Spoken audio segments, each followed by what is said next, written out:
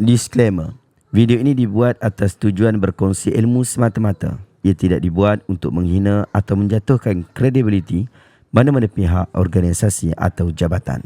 Assalamualaikum warahmatullahi wabarakatuh. Saya Syihabuddin. Terima kasih banyak kerana anda berada di channel YouTube saya dan terima kasih banyak jika anda telah tekan butang subscribe. Kalau belum tekan butang berkenaan, tekan butang itu sekarang. Jika ada video-video yang bermanfaat, insya-Allah akan ada di feed YouTube anda. Sahabat-sahabat, baru-baru ni jadi viral isu kenyataan daripada Ustaz Ceroy, Ustaz Syahril Long. Yang mana kenyataan ini juga banyak ditanya kepada saya, masuk kepada inbox tanya, adakah benar kenyataan Ustaz Syahril ini? Jom kita beri reaction. Sebelum tu kita dengar dulu kenyataan daripada Ustaz. Allah bukan nak pandang yang fardu, Syekh. Allah paling suka bila umat Muhammad SAW banyak beramal dengan amalan sunat. Semayang kena ada semayang sunat. Semayang tahajud tak? Atau tiap pagi terkejut. Aku dah nampak terkejut dah budak ni. Tu pun jangan ceramah duduk depan.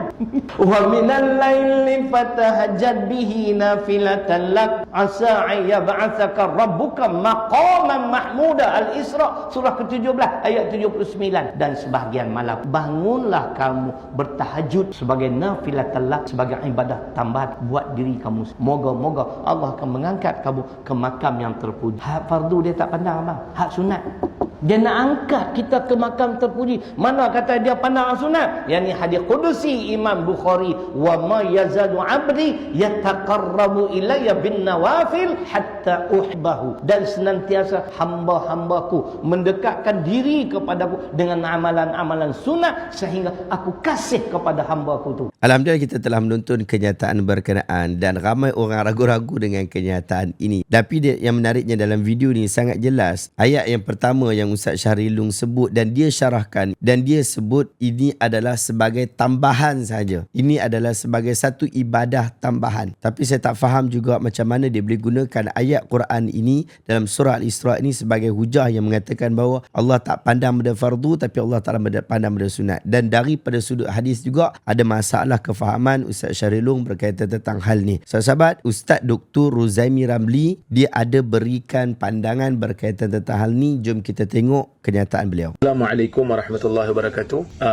Kita dah dengar dah audio tadi, yang mana audio tu sampai pada saya dan disebarkan secara meluas di media sosial. Berdasarkan kepada video tersebut, video itu dipotong dan disebarkan dalam keadaan ia sangat mengelirukan. Bila dikatakan Allah tidak memandang ibadat yang fardu, maka ia adalah satu kekeliruan.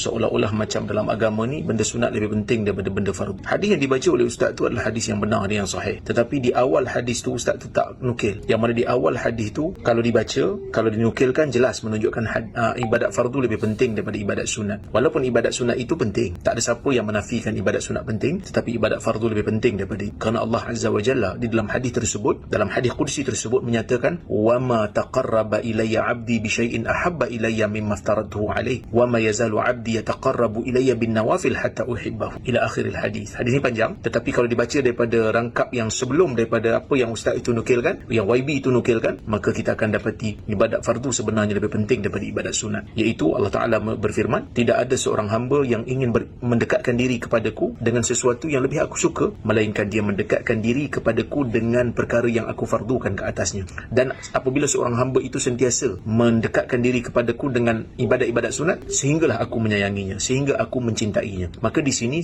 jelas seimbang menunjukkan kepada kita bahawasanya ibadat fardu itu lebih penting dan dilihat oleh Allah Azza wa Jalla berbanding ibadat sunat. Seseorang yang melakukan ibadat sunat tetapi meninggalkan ibadat fardu, ia mendapat dosa, dia mendapat dosa. Kalau dia mengamalkan ibadat fardu tanpa melakukan ibadat sunat, maka itu dia telah melaksanakan tanggungjawabnya. Tetapi kalau ditambah dengan ibadat sunat, itu lebih baik dari sudut pandangan agama. Jadi kepada YB berkenaan yang berhormat, saya faham kadang-kadang kerja YB itu menyibukkan kita, tetapi pastikan apabila ada kawan-kawan yang menyebarkan video YB yang mengelirukan kontennya, yang mengelirukan isi kandungannya, maka perlu dibetulkan semula. Jadi saya mengharapkan YB agar beritahu kepada mereka yang menyebarkan video ini, audio ini, supaya berhati-hati dan supaya menurunkan kembali dan memberi penjelasan yang lebih jelas. Moga Allah Ta'ala rahmati kita semua.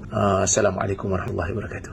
Alhamdulillah kita juga telah dapat kenyataan sambungan daripada Dr. Rozami Ramli yang mahir ataupun pakar dalam isu hadis yang ada di tanah Melayu Malaysia kita ni, dan penerangannya sangat-sangat bagus. Sahabat-sahabat, Ustaz Syahril Long ni yang saya selalu sebut sebagai the most popular ustaz dan pendakwah, yang mak saya dulu pada zaman keset dulu selalu dengar ceramah-ceramah daripada Ustaz Syahril Long. Mak saya panggil, Budin pergi buka ni keset baru daripada Ustaz Ceroy. Dia panggil Ustaz Ceroy, lalu dia buka dan dia akan dengar satu hari sepanjang hari kuliah daripada Ustaz Syahril Long. Sebab bila ceramah dia selalu sebut Ceroy, maka orang pun sebut nama dia dengan Ustaz Ceroy. Mak saya ni suka sungguh lah dekat Ustaz Syahril Long ni. Kalau tanya sebab apa mak suka ni, mak akan sebut sebab syok.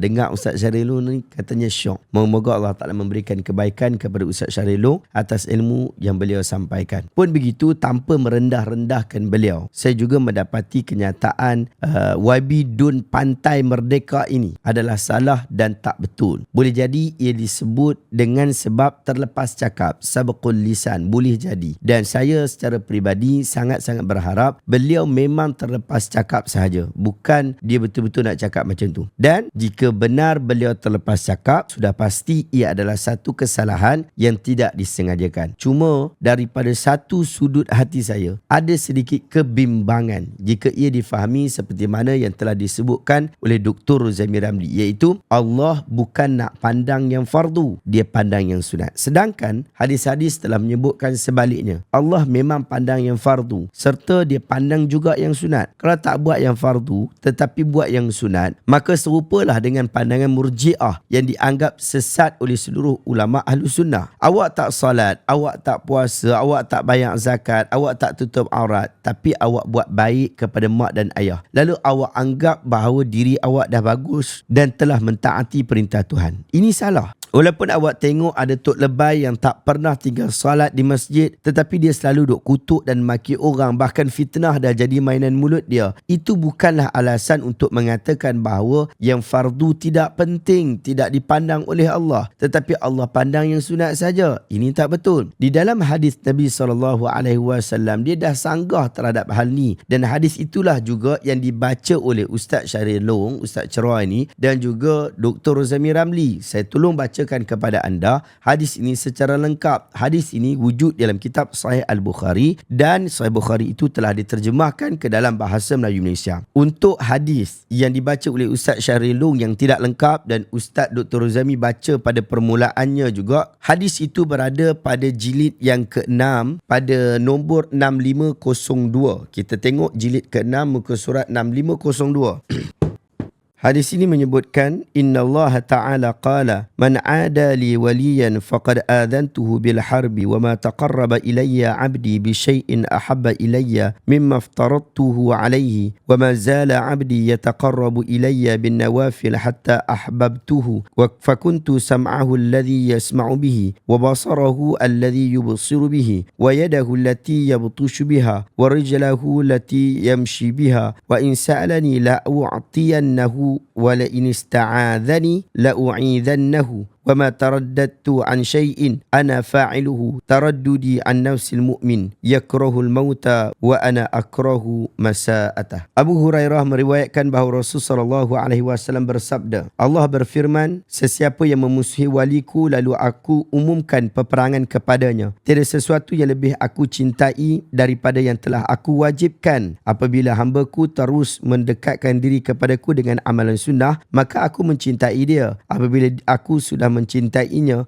lalu akulah pendengarannya yang dia jadikan untuk mendengar, dan pandangannya yang dia jadikan untuk memandang, tangannya yang dia jadikan untuk memukul, dan kakinya yang dijadikannya untuk berjalan. Sekiranya dia memintaku, pasti aku beri, dan apabila dia meminta perlindungan kepadaku, pasti aku melindunginya. Aku tidak ragu untuk melakukan sesuatu yang aku sendiri menjadi pelakunya, sebagaimana keraguanku terhadap nyawa seorang mukmin yang membenci kematian, dan aku sendiri tidak menyukai berbuat buruk kepadanya. Di dalam hadis hadis ini sangat jelas disebutkan bahawa amalan fardu atau wajib adalah amalan yang paling dicintai oleh Allah Subhanahu Wa Taala. Manakala amalan sunat menambahkan lagi kecintaan kepada Allah, sehingga orang yang mendapat cinta Allah akan sentiasa menjaga tingkah laku, ucapan dan pandangannya. Dia tak akan sesuka hati bercakap kerana dia merasakan cinta Tuhan kepadanya. Ciri-ciri ini bukan hanya terhad kepada orang-orang tertentu sahaja, tetapi ia adalah ciri-ciri yang boleh dilatih dan diusahakan oleh semua umat Islam. Bahkan kita sendiri pun duk kempen seluruh umat Islam untuk bertindak seperti itu. Lalu akhirnya kita semua akan disebut sebagai wali Allah. Sahabat-sahabat, mari kita guna akal fikiran juga. Jika benar Allah hanya melihat amalan sunat, mengapakah majoriti ulama bersepakat bahawa apabila seseorang meninggalkan salat, dia wajib untuk qada? Bukankah itu telah menunjukkan kepentingan salat fardu? Sedangkan kalau kita tinggalkan solat sunat, tak ada pula kewajipan untuk kita qada. Bahkan ada satu hujah yang penting di dalam bab ini, dan hujah ini jugalah yang saya fikir apabila video ini diviralkan. Hadisnya ada di dalam Sahih Al-Bukhari jilid yang kedua nombor 1891. Kita rujuk dalam hadis Sahih Bukhari